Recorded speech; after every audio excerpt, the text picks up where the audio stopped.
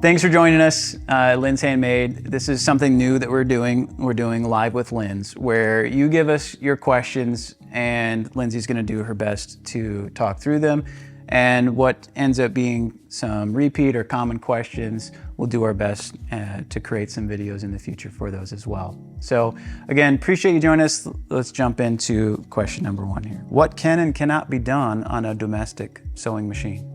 That is a very, very common question. I get asked all the time. So I will start off saying that all my patterns are tested on domestic machines. I have a domestic, most of my testers have industrials and domestic, and I ask that they test it on a domestic machine.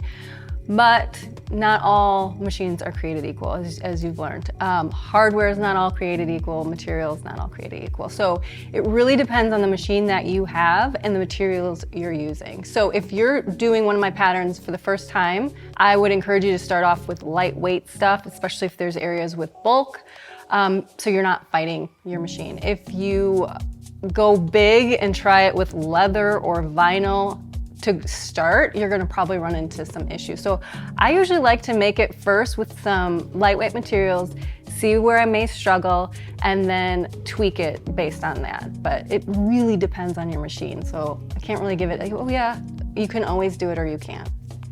Makes sense.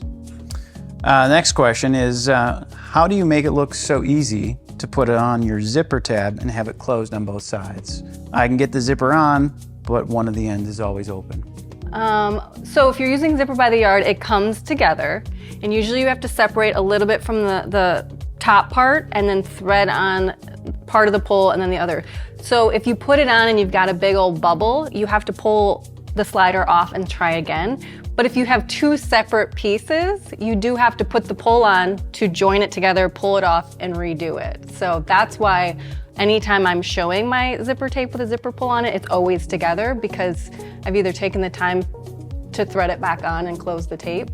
But it comes with practice. Like, I've been doing this for a long time now, and I've put on so many pulls that now it's just kind of a muscle memory for me. But they do sell zipper helpers, zipper jigs. It goes by many names, but it's a little contraption you put on your table, slide your zipper pull on it, and then you just pull your tape through. So if you really do struggle with zipper by the yard, I would encourage you to try one of those, because it is a game changer. Yep. Now, question number 3, how long does it take to make one of your patterns start to finish? Any of your patterns, but specifically asking about the bend and snap and the crystal. You know what, every time in my head, 2 hours. Every time to me, it just takes 2 hours. But I think that's more me having already prepped everything. I've already added my interfacing, cut out everything, chosen my materials, because honestly, that's the longest part for me, is picking materials that coordinate together and going through all of my stuff to find it. That takes forever. But like, when I have it all prepped, ready to go, I'm convinced that any bag I can make in 2 hours. Because I have like a 2-hour time frame for nap time. So if I can finish a bag in a nap time, 2 hours. But every bag is different. Like, crystal takes a little bit longer. I haven't made a bend and stamp in a while, but again, in my head, I want to say 2 hours, but I think it's probably closer to 3 or 4. And it depends on how many interruptions I have and if I have all my stuff prepped ready to go. Next question is regarding interfacing and stabilizer. When to use it on vinyl and when not to. New bag maker never knows if they should add it or not. It's tricky, and it's true, because I sew with quilt cottons, canvas, wax canvas, leather, vinyl core. I sew with it all. And the problem with vinyl and leather is they're not all the same. There's not a standard. So some is accessory weight, some is really heavy upholstery weight, and you just don't know what it's gonna feel like, especially if you're ordering it online, until you get it in your hands. So a good test for me is if I can hold it and it's very, very floppy and stretchy, odds are you're gonna wanna add an interfacing. If it's got a pretty firm temper where you can kind of hold it up and it will hold its shape, or it doesn't have much stretch, then I can avoid interfacing. But really, it comes down to feel and how you want it to work within your bag. You do want it drapey, or do you need it to hold its shape? Next question is, how do you secure strap connectors that are only held on with rivets? They scare me. I'm talking about fabric or vinyl or cork connectors, not the metal kind. Sure, I love rivets. I say rivet all the things. If I can add a rivet, I do. Rivets can be a wonderful securing method, but you do have to make sure you're doing it right and you're using the right tools. They do sell manual tools that you can use or presses. So if you use a lot of rivets, I would encourage you to invest in a press, honestly, because it's a game changer. You buy separate dies for each one, but it makes a difference how many layers you're going through. So if you're using something that's, if it's decorative, that's one thing. But if you're looking for a stress point, like on a handle, you wanna make sure you're going through many layers and that the post goes through all the layers and the cap can like click on before you set it. If you can't hear the click on that cap, the post is not long enough, it will pop off and it's not a secure method to use. If I'm adding it to a strap, you can cut little washers of a stabilizer or a material to back it to give it more something to really grip into. That's important. But the main thing is making sure your post is the correct length. And I do have a couple of videos. I'll have to think if, I think it's on YouTube or it's saved in a highlight on my Instagram channel showing how to choose the correct post length for your project. But ultimately, it has to set right with either the manual setting tools or the hand press.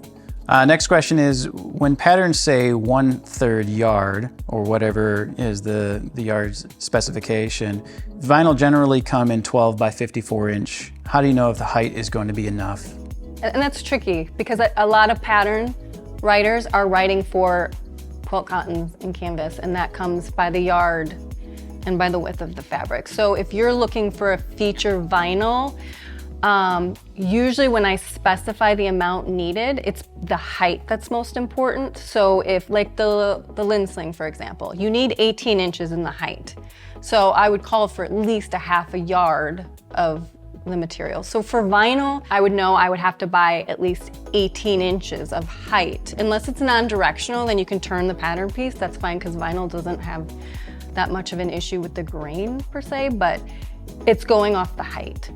All right, next question is, I have a question about zipper cutoffs. I have several long zippers I am going to have to cut to use, and I'm wondering if I get the new ends, can I cut off pieces with the new zipper and use them on another project? Absolutely. So if you have a pre-made zipper with the stops on each end and you cut them off, as long as you have the same size pole that's on it, so it's another number 3 zipper and you have a extra number 3 pole, or it's a number 5 zipper and a number 5 pole, you can absolutely reuse those. It operates just like zipper tape. Okay. So yeah, don't throw those ends away, just buy poles, and most of these shops sell poles separately. Okay, last question for today. If one is starting out selling bags, what would be an initial investment required to start the business? That's tough because I know my business actually started out making custom bags and selling those. And I remember starting that business because you forced me to be real, you forced me. My fault. You forced me to. Because I had everything. I already had a really nice sewing machine. I had a whole room dedicated to sewing machine supplies and materials and hardware. It just made sense to start that business if I was going to start anything. So you want a good machine, a good sewing machine. So that can run you anywhere from $500 to $1,000 if it's a decent machine. And then you're gonna need materials and supplies. And truly to make a go of a custom bag making business, either you're gonna go the custom one-of-a-kind route and charge a premium for that, or you're gonna have to buy everything wholesale in production and buy things low. Like you can't buy these custom poles at retail and then sell your bag hoping to make a profit. It's really tough. So you just you're gonna have to buy materials. You're gonna have to buy interfacing and hardware and all of those things. So to start, if you're literally starting from scratch, it's gonna probably be a couple $1,000s, I would think. Okay. But the bare bones is you need a good rotary cutter, quilting ruler, pins, clips, like all that kind of slowly adds up. But usually if you're doing a hobby, you kind of have that to start. I mean, I can't imagine someone never having done any of it and then suddenly like, let's do this as a business. Like, right. I don't think I've ever met anybody who's gone in blind, totally blind like that. So most of the time you probably have most that you need to start up relatively cheap. That's all the questions for today. Appreciate you taking the time to answer it. We're hoping you do this again in the future. please continue to send us your questions. If there are common questions, Lindsay will probably most likely create some videos for those and add them to the YouTube channel. But then our goal is, as these questions come in, to continue to sit down when we can and record sessions like this. So thanks for joining us.